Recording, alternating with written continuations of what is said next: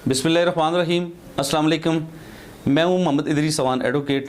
और दोस्तों, रिज़ल्ट आया बच्चों का एफएससी और मैट्रिक का, जिसमें बच्चों ने बहुत ज़्यादा नंबर्स ले लिए हैं और इस पर बहुत बेजात तनकीद की जा रही है सोशल मीडिया पे, जो बिल्कुल हैरान कौन है। और मावराए मैं समझता हूँ जी वो कौन लोग हैं जो कि इस चीज़ को इशू बना रहे हैं और कह रहे हैं जी बच्चों ने इतने ज़्यादा नंबर्स क्यों ले लिए। वो हैरान क्यों हो रहे हैं?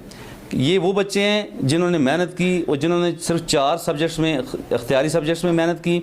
और ये फार्मूला गवर्नमेंट ने बनाया, बाकायदा महकमा तालीम ने बनाया। तमाम जितने भी बोर्ड्स हैं इन्होंने मिल के, इनकी जितने भी जो थिंक टैंक्स हैं, जितनी भी इनकी जो ज्यूरीज़ हैं, जितने भी वो लोग हैं जो इन चीज़ों की पॉलिसी इन अदारों की बना रहे होते हैं, तो उन लोगों ने बाकायदा एक फार्मूला बनाया और उन्होंने ये कहा कि हम सिर्फ इख्तियारी मज़ामीन के जो है ना हम एग्ज़ाम लेंगे और उसी के तहत जो बच्चे इख्तियारी मज़ामीन में जितने नंबर्स लेंगे उन्हें उतने ही नंबर पिछले प्रीवियस साल के जो हैं उसे उन्हीं सब्जेक्ट्स में वो नंबर उन्हें सारे मिला के दिए जाएंगे इसी फार्मूला के तहत। और उन बच्चों ने दबा के मेहनत की, चूँकि बच्चे 2 साल से कुचले हुए हैं।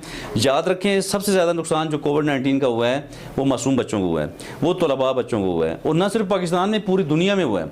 अमेरिका से लेकर चाइना तक, सऊदी अरब तक, तमाम दुनिया में जो मासूम बच्चे हमारे सबसे ज़्यादा मुतासर हुए हैं। बड़े लोग भी मुतासर हुए हैं, ज़ाहिर लोगों के कारोबार ठप होकर रह गए, लोग बिल्कुल कंगाल होकर रह गए हैं। लेकिन सबसे ज़्यादा जो नज़ला गिरा है ये छोटे बच्चों पे गिरा है। तो इसलिए ये मासूम बच्चे, 2 सालों से कुचले हुए बच्चे जिनकी तालीम बिल्कुल तबाह करके रख दी गई है, तो उन्होंने 4 सब्जेक्ट्स में जब मेहनत की दबा के, तो उन्हें अच्छे नंबर उसी फार्मूले के तहत दे दिए गए। तो इसमें कौन सी तनकीद करने की बात है? मुझे समझ से नहीं आ रही इस बात की कि आप किस बात पर तनकीद कर रहे हैं। वो देखने में ये आया है कि तनकीद बिलखुसूस वो लोग कर रहे हैं जिनके बच्चे नाकाम हो गए हैं या खुदा न खास्ता कम नंबर जिन बच्चों ने ले लिए हैं, तो उनके पेरेंट्स ने जो ववेला मचाया हुआ है सोशल मीडिया पे, ढंडोरा पीटा हुआ है कि जी ये नंबर्स बच्चों ने ज़्यादा क्यों ले लिए। तो बहरहाल थोड़ी सी हैरानगी इस बात पर ज़रूर होती है जी कि 1100 में से 1098 नंबर, तो ये उस फार्मूले के तहत हुआ है। उन बच्चों का कोई कसूर नहीं है, बच्चों ने मेहनत की है, 4 सब्जेक्ट्स में दिमाग उन्होंने पढ़ा है, दिन रात एक करके उन्होंने तैयारी की है, तो बच्चों ने अच्छे नंबर्स लिए हैं। तो इसमें खुदारा मेरी गुजारिश है कि आप चीज़ों को समझें। मैं ये भी नहीं रोक रहा कि आप कमेंट्स ना करें, आप कमेंट्स करें, लेकिन चीज़ों को समझते हुए हकीकत पे मबनी कमेंट्स करें। आप बेजात तनकीद ना करें।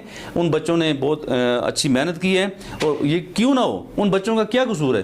क्यों आप उनके नंबर्स क्यों कम करना चाह रहे हैं? आप ज़ोर से कह रहे हैं जी, अपनी तरफ से कह रहे हैं जी कि उनके नंबर्स ना दिए जाएँ, तो क्यों नहीं ना दिए जाए? मैं तो समझता हूँ जी कि उन बच्चों का हक है, चूँकि उन्हें बिल्कुल परेशानी का सामना करना पड़ा है। उन्होंने 2 साल बड़ी मुसीबतें झेली ली हैं। उन्होंने स्कूल का रास्ता भी बच्चे भूल गए थे, चूँकि कोविड की वजह से, जो है ना कोविड-19 की वजह से आए रोज़ हर 10 दिन बाद, 20 दिन बाद दोबारा से स्कूल बंद हो जाते हैं, तो बच्चे तो बिल्कुल बर्बाद हो गए हैं। तो उन्हें तो मैं समझता हूँ कि अगर नंबर्स एक्स्ट्रा भी मिल गए हैं तो फिर भी कोई बात नहीं है। तो ये उन्होंने अपनी मेहनत के बलबूते लिए हैं और उस फार्मूले के तहत लिए हैं। इसमें बच्चों का कोई कसूर नहीं है, ना ही इदारों का कसूर है। बाकायदा एक फार्मूला बनाया गया था और उसी के तहत बच्चों ने इतने अच्छे नंबर्स लेके बच्चे कामयाब हुए हैं। तो बहरहाल तनकीद ज़रूर की जाए, लेकिन तनकीद बराए तनकीद नहीं होनी चाहिए, तनकीद बराए इस्लाह होनी चाहिए। और हकीकत में अपनी बात आप जहन में रख के, आप चीज़ों को प्रूव करके, चीज़ों की हकीकत दे के आप बात किया करें। इसके साथ चाहूँगा इजाज़त। अस्सलाम वालेकुम।